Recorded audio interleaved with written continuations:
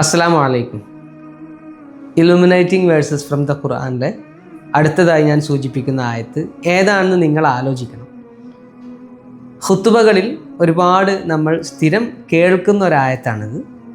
വിശുദ്ധ ഖുർആനിലെ ഏറ്റവും കോംപ്രഹെൻസീവായ എല്ലാം ഉൾക്കൊള്ളുന്ന ഒരായത്ത് ഏതാണ് എന്ന് ചോദിച്ചാൽ ഈ ആയത്താണ് എന്ന് മുൻകാല സ്വഹാബിമാരും പണ്ഡിതന്മാരും ഒക്കെ സൂചിപ്പിച്ചിട്ടുള്ള ഒരായത്താണ്.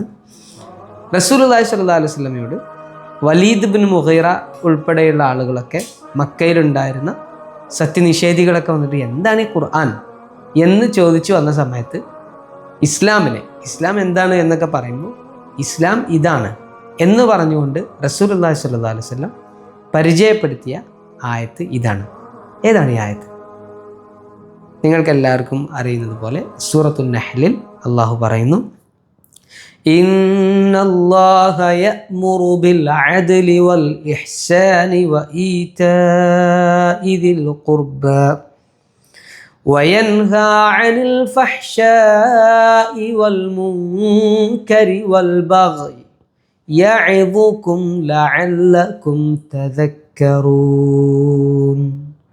അല്ലാഹു നമ്മൾ എന്ത് ചെയ്യണം എന്നാണ് കൽപ്പിക്കുന്നത്? അദ്ൽ, നമ്മൾ നീതിക്ക് വേണ്ടി നിലകൊള്ളണം.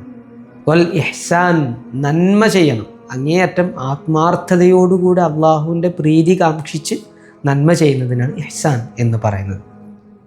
വ ഈതാഇ ദിൽ ഖുർബ, നമുക്ക് അടുപ്പമുള്ള ആളുകളെ നമ്മൾ സഹായിക്കണം, അവർക്ക് ദാനധർമ്മങ്ങൾ നൽകണം.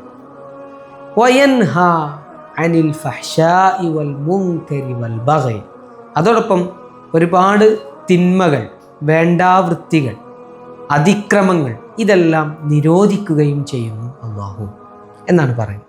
ഇപ്പോൾ ഖുർആനിൽ നമ്മുടെ മൂല്യങ്ങളെല്ലാം ഉൾക്കൊള്ളുന്നൊരായത്താണ്.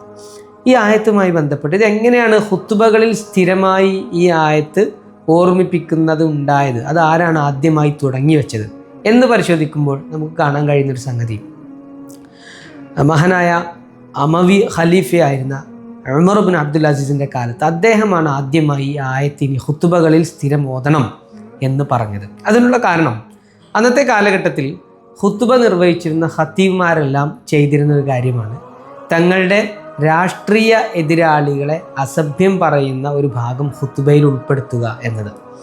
അപ്പോൾ തീർച്ചയായും അഹ്ലുബൈത്തിൻ്റെ ആളുകൾ, അലി റളിയല്ലാഹു അൻഹുവിൻ്റെ ആളുകൾ, ആ ആളുകളെ, അബ്ബാസി ആളുകളെ കുറ്റം പറയുന്ന സംസാരം പലപ്പോഴും ഈ അമവി കാലഘട്ടത്തിൽ ഭരണാധികാരികളെ തൃപ്തിപ്പെടുത്തുന്ന രൂപത്തിൽ ഖത്തീബ്മാർ അവരുടെ സംസാരത്തിൽ ഖുത്ബയിൽ ഉൾപ്പെടുത്തിയിരുന്നു.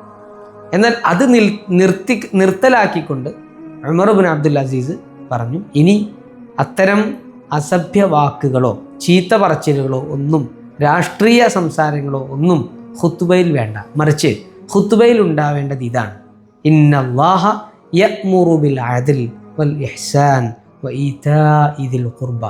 ഈ ഖുർആനിക മൂല്യങ്ങളാണ് ഖുത്ബയിൽ ഉണ്ടാവേണ്ടത് എന്ന് അദ്ദേഹം പറഞ്ഞു. അപ്പോൾ ഈ ആയത്ത് നമ്മുടെ ജീവിതത്തെ ഒന്നടങ്കം വഴി നടത്തേണ്ട ഒരു ആയത്താണ്.